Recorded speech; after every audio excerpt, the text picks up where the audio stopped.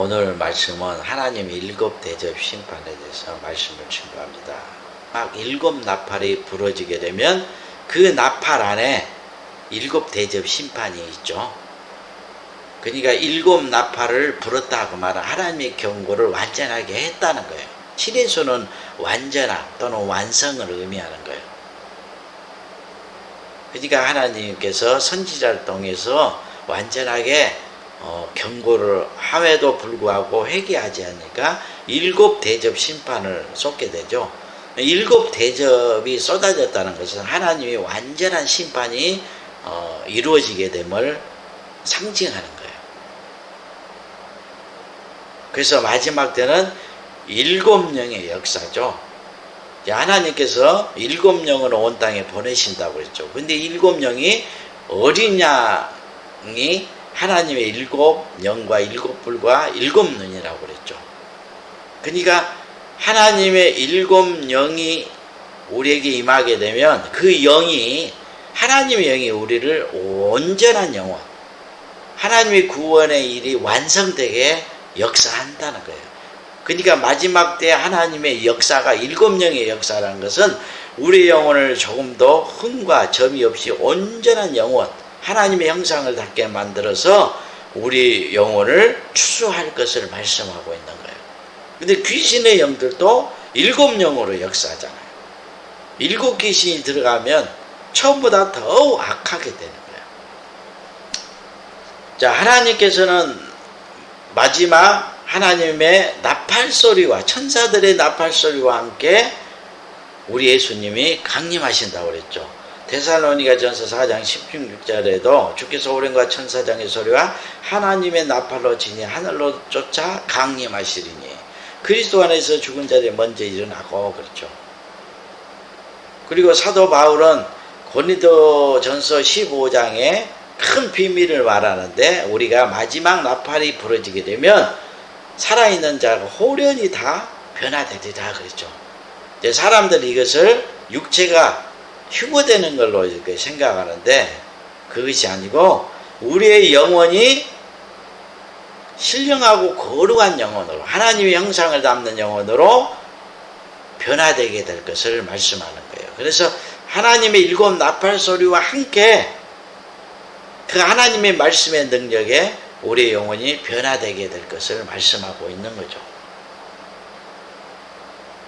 그리고 요한계시록 11장 15절에는 일곱째 천사가 나팔을 불며 하늘에 큰 음성이 나서 가로되 세상 나라가 우리 주와 그리스도의 나라가 되어 그가 새 뜻으로 왕노로 하시로다 하니 그랬죠. 그러면 이 말씀을 우리가 깊이 깨닫지 못하면 세상 나라가 이제 주께서 다스리는 하나님의 나라 천국이 이루어지구나 이렇게 생각하는 거예요. 그런데 지금 주의 몸된 교회를 말씀하고 있는 거죠. 왜냐하면 주의 몸된 교회 하나님의 나라잖아요. 근데 하나님의 나라 이 교회가 짐승이 다 정복해서 다스리게 되죠. 짐승이 다스리게 되면 하나님의 나라인데 짐승이 침략해서 망하게 하고 다스리니까 세상 나라가 됐을 거 아니에요. 그런데 주께서 재림하실 때 다시 짐승을 심판하잖아요. 그러니까 다시 하나님의 나라가 된다는 거예요.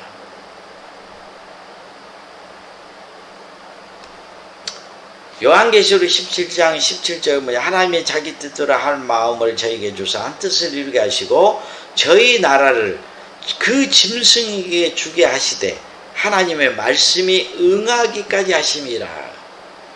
그러니까 하나님의 나라를 짐승이 잠시 맡아서 다스린다는 거예요. 이걸 허락한 거예요. 왜냐하면 주께서 예언했잖아요.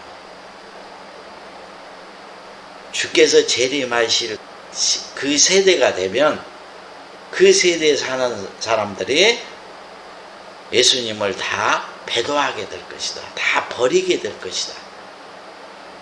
예수님은 참빛이잖아요. 예수님을 버리니까 교회가 어둠으로 가득하게 되죠. 어둠은 마귀잖아요. 마귀가 지배하니까 그 마귀가 지배한 나라를 세상 나라라고 하는 거예요. 성령이 지배하면 하나님의 나라죠. 그리고 주께서는 혼인집에서 그 신랑을 빼앗길 날이 온다고 그랬잖아요. 신랑은 누굽니까? 예수님이잖아요. 그러니까 혼인집은 교회를 말하잖아요. 하나님의 나라. 교회가 예수님이 안 계셔. 지금 이 세대를 말하는 거예요. 우리가 살고 있는 이 세대에 교회가 예수님이 안 계세요. 마귀가 다 지배했어요. 그러니까 다 하나님, 예수님 이름을 부르고 있는데 그 하나님과 예수님을 부르고 있는 그것이고 마귀를 하나님을 예수님으로 부르고 예수님으로 영접해서 우상 숭배하고 있는 거예요.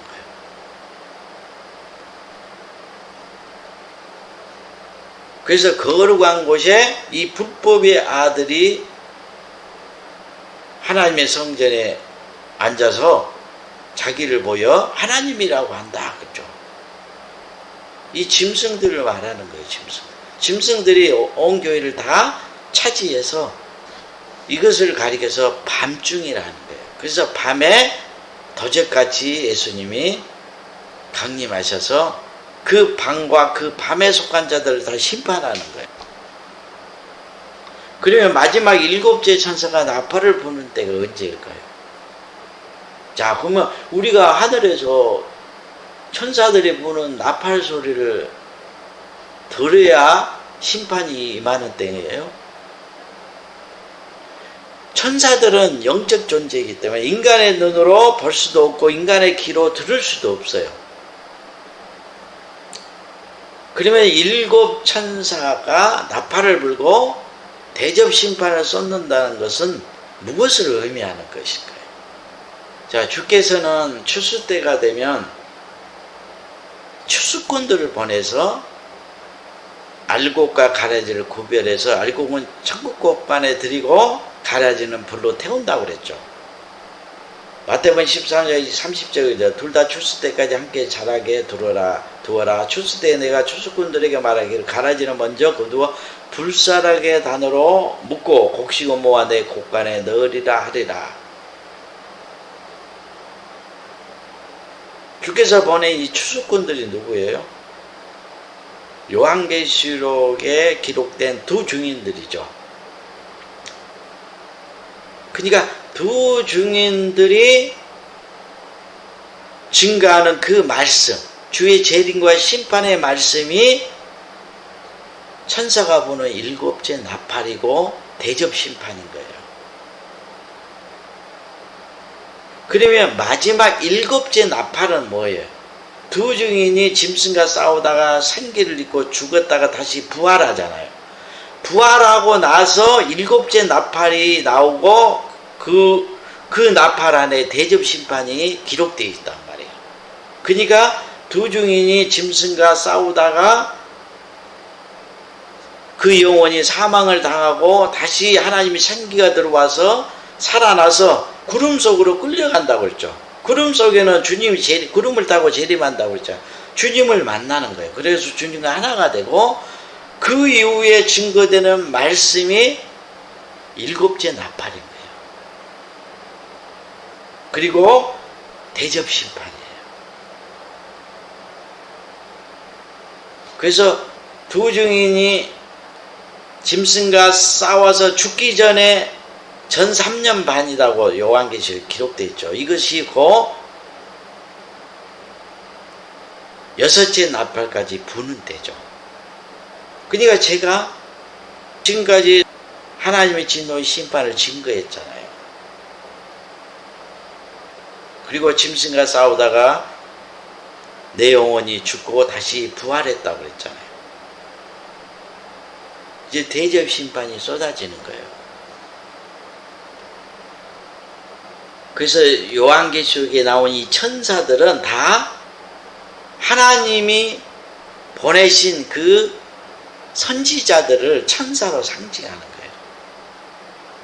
그래서 스바랴 1장 14절 17절에 여호와의 큰 날이 가깝도다 가깝고도 힘이 빠르도다 여호와의 날의 소리로다. 용사가 거기서 심히 오가는도다. 그 날은 분노의 날이요 환난과 고통의 날이요 항우와 회개의 날이요 캄캄하고 어두운 날이요 구름과 흑암의 날이요 나팔을 불어 경고하며 경관 성음을 치며 높은 망대를 치는 날이로다. 내가 사람들에게 고난을 내려 속임같이 행하게 하리니 이는 그들이 나 여호와께 범죄하였습니다. 또 그들의 피는 흘리워서 티끌같이 되며 그들의 사람 분토같이 될지어라. 에스겔 33장 4절 5절까지도 그 사람이 칼이 그 땅에 임함을 보고 나팔을 불어 백성에게 경고하되 나팔 소리를 듣고도 경비를 하지 아니하므로 그 임하는 칼에 제함을 당하면 그 피가 자기의 머리로 돌아갈 것이라. 그가 경비를 하였던들 자기 생명을 보여야 했을 것이라. 나팔 소리를 듣고도 경비를 하지 아니하였으니 그 피가 자기에게로 돌아가리라. 지금 에스겔 33장 4절에서 5절 말씀을 봤는데 지금 에스겔 선지자가 이 나팔을 부는 거죠. 하나님의 진노의 심판을 지금 이스라엘 백성들에게 증거하는 것을 지금 나팔을 부는 것이다 이렇게 말씀하고 있어요.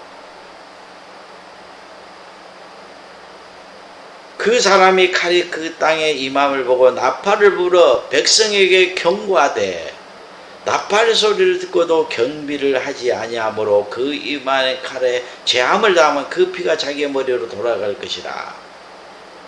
에스겔이 하나님의 진노의 심판을 증거하는 것이 파수꾼이 적이 오는 것을 보고 나팔을 불어서 깨우는 것이죠. 지금 그걸 말씀하는 거예요. 그러니까 두 증인들이 하나님의 진노의 심판을 증거하잖아요. 그 말씀이고 천사가 나팔을 부는 거예요. 그러니까 요한계시록 7천사가 7 나팔을 분다. 그 말은 천사들은 영적 존재이기 때문에 우리가 눈으로 볼 수가 없어요. 그러니까 우리가 하나님의 심판이 임했다는 걸 뭘로 아냐? 나팔 소리를 직접 들으면 뭐 다 알겠죠. 하지만 영들이잖아요. 그러니까 그 천사가 부는 나팔 소리는 그 하나님이 보낸 그 선지자들이 그 입에서 하나님의 진노의 심판을 증거하는 것이고 7 천사가 7 나팔을 부는 것이다. 이렇게 지금 말씀하고 있는 거예요. 그래서 요한계시록 10장 7절에 보면 7째 천사가 소리 내는 날 그 나팔을 불게 될 때에 하나님의 비밀이 그 종 선지자에게 전하신 보험과 같이 이루리라. 이 말씀 나오고 있잖아요. 제가 증거하는 천사가 소리 내는 이 나팔이 뭐냐? 하나님의 비밀이 그 종 선지자들에게 전하신 복음과 같이 이루어진다. 그 말씀이 선지자가 증거한 이 복음이 그 7 천사가 소리내는 나팔 소리다. 그 말씀이에요. 그러면 그 나팔 소리와 함께 그대로 이루어지는 거예요. 그래서 요한계시록에 나팔을 보면 막 재앙이 일어나는 것이 기록되어 있잖아요. 그 나팔 소리와 함께 그 재앙, 하나님의 진노의 심판이 임하는 거예요. 그게 너무너무 중요한 거예요.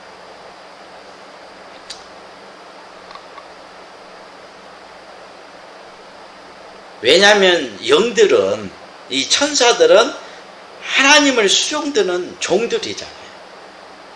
그러면은 하나님이 7 영으로 두 선지자에게 강림하죠. 주님이 오시는 거예요. 그러면 그 성령께서 그 선지자의 그 입술을 사용해서 말씀을 증거하잖아요. 그렇죠? 그러면 그 선지자가 증거하는 그 주의 재림과 심판의 말씀이 사람의 말이 아니고 성령의 음성, 하나님의 음성이잖아요. 그 말씀과 같이 천사들이 수종두는 거예요. 움직이는 거예요. 그 심판이 이루어지게 하는 거죠. 그것을 천사가 대접을 쏟는 거, 나팔을 부는 거, 이렇게 기록한 거예요. 천사들은 다 하나님의 말씀을 수종드는 종들이라고 생각하면 쉽게 할 수가 있는 거죠. 하나님 자신은 그 선지자가 증거하는 성령의 음성이죠. 말씀이고 하나님이니까 그 말씀과 같이 이루어지게 되는 거예요. 그래서 두 선지자를 이 천사로 상징하는 거예요. 첫째가 가서 그때 올 땅에 쏟음이 악하고 독한 한데가 짐승의 팔을 받는 사람들, 그 우상에 경배하는 자들에게 나더라. 그러면 이 말씀을 문자 그대로 우리가 보게 되면, 문자 그대로 본다는 것은 육체의 본능으로 누구나 알 수 있게 보는 것을 말하죠. 육체의 본능으로 누구나 알 수 있는 것은 이 세상에 있는 것들이잖아요. 그러면 이 세상에 있는 것들로 비유한 거예요. 그러니까 이 문자 그대로는 인봉된 말씀이잖아요. 7인으로 감춰놨다고 그랬잖아요. 그러면 이 말씀 속에 감춰있는 그 뜻을 깨닫는 것이 인이 되어지는 거죠. 그 비밀을 아는 거예요. 그러니까 땅에 대접 심판을 쏟았다. 이 말씀은, 이 땅이라는 것은 우리가 아는 이 육적인 이 땅을 말하는 것이 아니고, 지금 말하잖아요. 요거 악하고 독한 데가 짐승의 표를 받는 사람들과 그 우상에 경배한 자에게 나더라 그러죠. 그러니까 짐승을 따르고 그 표를 받고 그 짐승의 우상에게 경배하는 그 영혼을, 그 마음을 땅으로 비유하는 거예요. 네, 저 여기 있어요.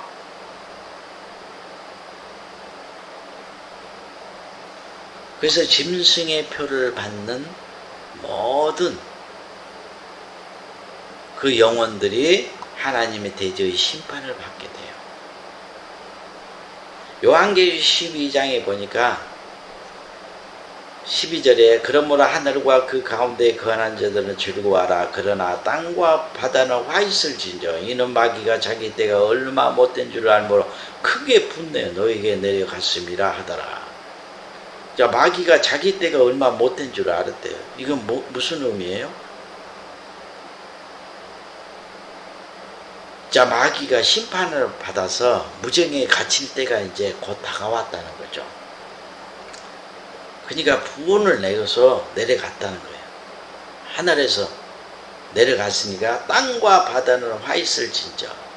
아니, 마귀가 내려왔는데 이게 문자 그대로 우리가 아는 땅과 바다가 왜 화를 받겠어요? 이건 뭐냐? 하늘에 거하는 자들은 즐거워하라 그러죠. 하늘에 거하며 사는 것은 육체가 하늘에 거하며 살 수가 없죠. 바다에 거할 수도 없고. 그러니까 육체가 거하는 걸 말하는 것이 아니고 그의 영혼이 주의 말씀 안에 있는 것이 하늘에 거하는 거죠. 주의 말씀을 하늘로 하는 거예요. 하늘. 그러니까 주의 말씀 안에 거하는 영혼은 하늘에 거하는 자예요. 근데 주의 말씀을 떠나면 하늘에 거하는 것이 아니고 땅과 바다에 거한다 그런 거예요. 그러니까 우리의 영혼이 주의 말씀 안에 거하지 않으면 마지막 때는 이제 마귀가 하늘에서 쫓겨났기 때문에 이제 마귀의 시험을 받게 되는 거예요. 그냥 두지 않는다는 거죠. 모든 영혼들을 다 시험해서 자기를 따르게 만든다는 거예요. 자, 그럼 짐승의 표를 받고 그 우상에 경배하는 자들이 누구인가를 조금 더 깊이 말씀을 증거합니다. 짐승의 표를 받고 그 우상에 경배하는 자들이 하나님 진노의 심판을 받죠. 그 영혼이 독한 헌대가 생기는 거예요. 우리가 육적으로 비유로 생각해 보세요. 우리 피부에 막 온 몸에 종기가 생겨요. 그러니까 막 종기가 터져서 막 피가 흘러, 고름이 흐르고, 얼굴에서도 흐르고, 몸에서도, 전체 몸에서 건다고 생각해 보세요. 엄청난 고통이 따르게 되는 거죠. 그리고 부끄러워서 사람들에게 나갈 수도 없고, 우리의 영혼에 이 독한 헌대가 생긴다고 생각이 없어요. 그러면 마음이 괴롭겠죠.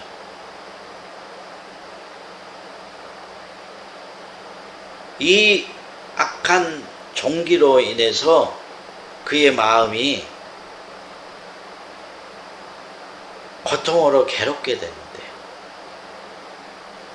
이 심판이 임하게 된다. 지금까지는 세상 걸로 짐승을 따르면서 마귀가 주는 것을 먹고 마시면서 평안하게 즐거우면서 평안하다 안전하다 이렇게 살고 있었는데, 이제는 하나님의 진노의 심판이 임해요. 짐승을 따르는 자들에게.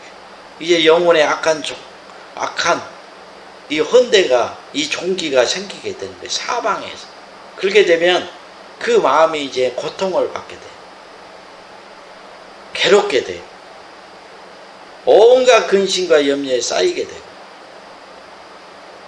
화가 나게 되고, 이렇게 되는 거예요. 그러면 짐승의 표를 받고 그의 우상에 경배한 자들에게 이 대접 심판이 쏟아지게 된다. 성경에서 사람은 하나님의 형상을 가진 하나님의 자녀들을 새 사람이라고 하고, 반대로 마귀의 형상을 가진 마귀의 자녀들을 짐승이라고 합니다. 그래서 교회 안에서 마귀의 자녀와 하나님의 자녀가 나타난다고 했던 거예요. 그래서 짐승들이라는 것은 마귀의 자녀들, 마귀의 씨를 뿌리는 자들이에요. 이 적그리스와 거짓 선지자죠. 이 적그리스와 거짓 선지자를 선지자로 주의 종으로 영접하여 따르는 것이고, 짐승의 표를 받는 거예요. 마귀의 말과 그 씨, 그 영을 마음에 받아들이고, 그 마귀의 말이, 그 마귀의 영이 그 영혼에 새기잖아요. 그 표를 하는 거예요. 그렇게 되면 마귀의 말에 순종하는 짐승이 되는 거죠. 이게 마귀의 자녀인 거예요. 이들은 회개시킬 수가 없어요. 그래서 짐승의 표를 받는 자들이 사망을 당해서 다 죽게 돼요. 그러면 어떻게 됩니까? 그들이 1000년 동안 살아나지 못해요. 1000년 동안 살아나지 못하면 1000년 후에는 어떻게 되고, 사망과 음부가 이 마귀와 함께 불못에 던져지게 된대요. 영원토록 마귀와 함께 지옥에 던져지게 될 것을 말씀하고 있어요. 그래서 요한계시록 짐승의 표를 받는 자들이 세세토록 고난을 받을 것이다. 짐승의 표라는 것은 적그리스도와 거짓 선지자가 증거하는 마귀의 말과 마귀의 영을 받아들이는 거예요. 짐승의 표를 받는 거예요.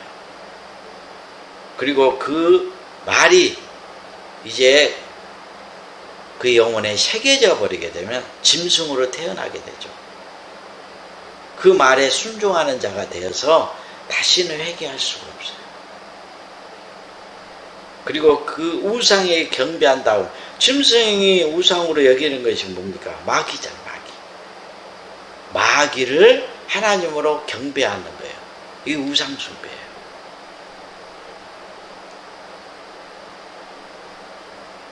그래서 음녀를 가리켜서 마귀의 영과 음행하고 마귀를 하나님으로 경배하는 자들이다. 그래서 음녀 교회를 우상 숭배하는 것이다. 거룩한 하나님의 교회였는데 짐승을 따르잖아요. 그러니까 다 음녀가 되어버린 거예요. 그리고 그 교회가 우상을 세우고 그 앞에 절하는 곳이 되는 거예요. 우상 숭배하는 곳이죠.